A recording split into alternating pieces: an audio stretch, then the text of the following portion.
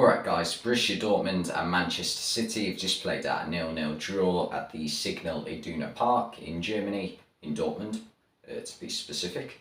But yeah, it wasn't a bad game to watch, to be fair. The highlight of it was obviously Riyad Mahrez' penalty miss, which it was a poor penalty, to be honest. Yeah, he struck it well, but just put it at a perfect height for the keeper and nowhere near the corner, right, like it just to the left of the centre of the goal. So perfect for the goalkeeper to save. So a really poor penalty from Mahrez. And I don't watch every single Manchester City game. I'd say I watch about maybe 70% of them. But I've seen Mahrez miss a fair few penalties, like recently. I can think of the one against West Ham tonight. I'm sure there's been another one over the past few years. I remember he missed one against, I know this is going back a few years, but he did miss one against Liverpool where he skied it. So he does miss a fair few penalties, Mahrez. So yeah, yeah, he's just not great at penalties, to be honest. But to be fair, he did quite well to get the penalty, took it inside. But Emre Can, it's poor from him to dive in like that. It was just like such a late decision, and just desperate. It like is the word that comes to mind for it. And it wasn't even a situation where he had to be desperate. Like you just got to try and reposition yourself and get a block on the potential shot that he takes. He might not have even taken a shot. So yeah, it was poor from Emre Can because the penalty is a far greater chance of scoring than if Riyad Mahrez gets a shot off in that situation. So yeah, poor from him, but a poor penalty from Riyad Mahrez. First half, I thought Dortmund were the more threatening side despite having a lot less possession. They were causing a lot of problems down the right-hand side with Karim Adeyemi. They went for this 3-4-3 setup, and I thought it was quite smart. Obviously, they wanted to stop Erling Haaland having lots of space. And with players like Niklas Süle and Mats Hummels in the starting 11, there's not a lot of pace. So adding Schlotterbeck, I thought was a smart idea just to have a bit more security. And I think they also realised that Man City don't actually have that much threat in wide areas if you keep them from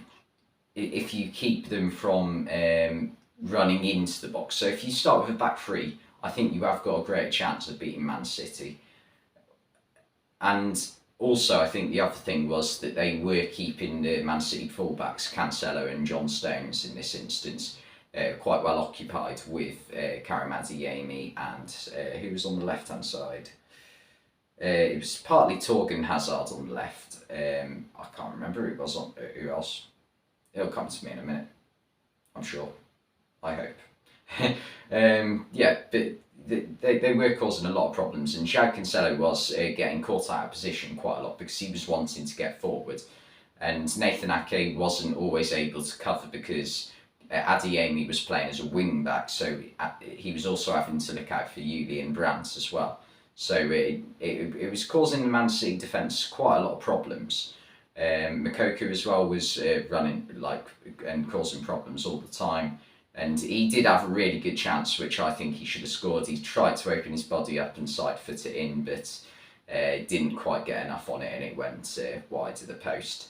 So yeah, he probably should have done better with that chance. But yeah, Dortmund, they were the more threatening side. That threat sort of went after half time when Guardiola made, in my opinion, quite a smart substitution to bring Akanji on for Cancelo and then push Ake out to left back, because Cancelo is a brilliant footballer and is like one of the best fullbacks to watch in world football by far in terms of attacking. And but this wasn't really his sort of game, to be honest. So yeah, it was the correct decision to bring Akanji on.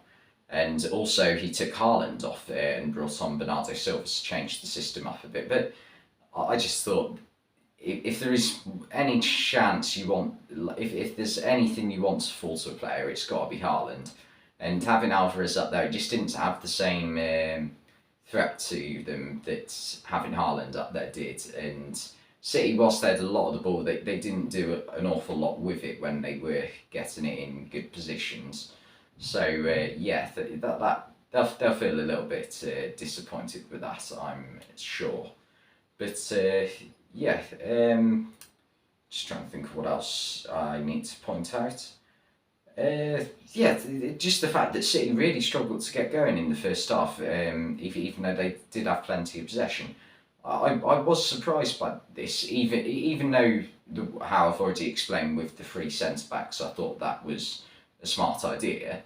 I just thought that they would be still even so better at creating opportunities, because even if you're not having the space for Haaland to run in behind, you'd think with players like Gundogan, Rodri, Foden, Mahrez all on the pitch, you'd think that'd be enough to, and Cancelo getting forward as well.